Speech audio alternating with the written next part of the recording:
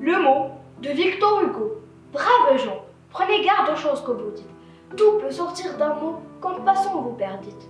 Tout, la haine et le deuil. Et ne m'objectez pas, que vos amis sont sûrs et que vous parlez pas. Écoutez bien ceci. Tête à tête, en pantoufle, porte close, chez vous, sans un témoin qui souffle. Vous dites à l'oreille du plus mystérieux de vos amis de cœur, ou, si vous aimez mieux, vous murmurez tout seul, croyant presque vous taire, dans le fond d'une cave, à 30 pieds sous terre, un mot désagréable à quelque individu. Ce mot que vous croyez qu'on n'en a pas entendu, que vous disiez si bas, dans un lieu sourd et sombre, qu'on rappelle lâché, part, bondit, sort de l'ombre. Tenez, il est dehors, il connaît son chemin. Il marche, il a 2 pieds, un bâton à la main, de bons souliers ferrés, un passeport en règle. Au besoin, il prendrait des ailes, comme l'aigle. Il vous échappe, il fuit, rien ne l'arrêtera. Et sur le quai, franchit la place, etc. Passe l'eau son bateau dans la saison des crues. Et va, tout à travers un dédale de rue, droit chez les citoyens dont vous avez parlé. Il sait le numéro, l'étage, il a la clé, il ouvre la porte, passe, entre, arrive, et railleur, regardant l'homme en face, dit « Me voilà, je sors de la bouche tentée. » Et c'est fait, vous avez un ennemi mortel. À l'écoute de Jacques Charpentreau. Ce que veulent dire les mots, on ne le sait pas quand ils viennent. Il faut qu'ils se parlent, se trouvent, qu'ils se découvrent, qu'ils s'apprennent. Ce que veulent dire les mots, ils ne le savent pas eux-mêmes, mais les voilà qui se regroupent, qui s'interpellent, se répondent. Et si l'on s'étendre l'oreille, on entend parler le poète. Une amitié, d'après Charles Vildrac, parmi tes richesses d'esprit et de cœur, est celle que moi j'en partage. Quelques-unes sont très dissemblables, et les autres sont parentes un peu, mais elles se plaisent bien ensemble. Toutes tes richesses, toutes mes richesses, nous nous aimons à cause d'elles.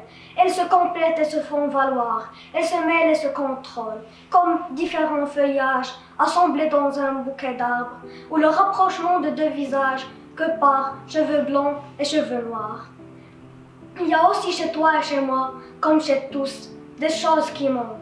C'est telle variété de plantes que je n'ai pas dans mon jardin, ou c'est telle l'arme pour la lutte que tu ne sens pas sous ta main.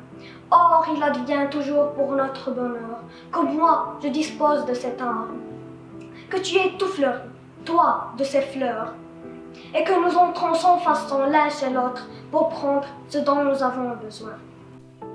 Matin d'octobre, d'après François Coppée, c'est l'heure exquise et matinale que rougit un soleil soudain. À travers la brume automnale tombent les feuilles du jardin. Leur chute est lente, on peut les suivre du regard en reconnaissant. Le chêne a sa feuille du cuivre, l'érable a sa feuille du sang. Les dernières, les plus rouillées, tombent des branches débrouillées. Mais ce n'est pas l'hiver encore. Une blonde lumière arrose, la nature est dans l'air tout rose, on croirait qu'il neige de l'or.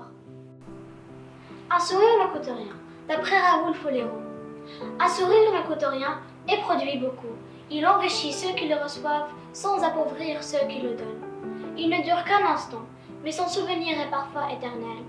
Personne n'est assez riche pour son passé, personne n'est assez pauvre pour ne pas le mériter. Il crée le bonheur au foyer, soutient les affaires, il est le signe sensible de l'amitié. Un sourire donne du repos à l'être fatigué, rend du courage aux plus découragés. Il ne peut ni s'acheter, ni se prêter, ni se voler, car c'est une chose qui n'a de valeur qu'à partir du moment où il se donne. Et si parfois vous rencontrez une personne qui ne sait plus avoir le sourire, soyez généreux, offrez-lui le vôtre, car nul n'a autant besoin d'un sourire que celui qui ne peut en donner aux autres. Bien placé, bien choisi, de Raymond Queneau. Bien placé, bien choisi. Quelques mots font une poésie. Les mots, il suffit qu'on les aime pour écrire un poème. On ne sait pas toujours ce qu'on dit lorsqu'on est la poésie. Faut ensuite rechercher le thème pour intituler le poème. Mais d'autres fois, on pleure, on rit, en écrivant la poésie. Ça a toujours quelque chose d'extrême. Un poème. Poème au temps qui passe. Déjà sont allées les saisons, les années. Déjà ont disparu les semaines, les mois. Déjà se sont enfuies les heures surannées. déjà sont confondus hier et autrefois. Déjà s'est envolée l'insouciante jeunesse. Déjà sont oubliées les erreurs, les conflits. Déjà sont adoucies les anciennes tristesses. Déjà sont consolées les peines, les soucis. Déjà passe le temps dans ma mémoire vaine. Déjà gisent les pleurs, les regrets, les soupirs. Déjà le jour se meurt.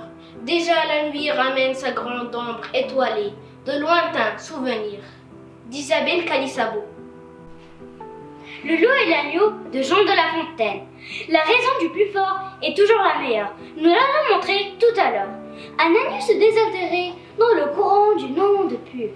À lui survient un Jean qui cherchait aventure et que la faim en ces lieux attirait. Qui te rend si hardi de troubler mon breuvage, dit cet animal plein de rage. Tu seras châtié de ta témérité. Sire, répond l'agneau, que votre majesté ne se mette pas en colère, mais plutôt qu'elle considère que je me vas désaltérant dans le courant, plutôt 20 pas au-dessous d'elle, et que par conséquent, en aucune façon, je ne puis troubler sa boisson. Tu la troubles, reprit cette bête cruelle, et je sais que de moi, tu médis l'an passé. Comment l'aurais-je fait si je n'étais pas né, reprit l'agneau. Je t'ai encore ma mère. Si ce n'est toi, c'est donc ton frère. J'en ai point. C'est donc que quelqu'un des tiens, car vous ne m'épargnez guère, vous, vos bergers et vos chiens. On me l'a dit, il faut que je me venge. Là-dessus, au fond des forêts, le loup l'emporte et puis le mange sous autre forme de procès.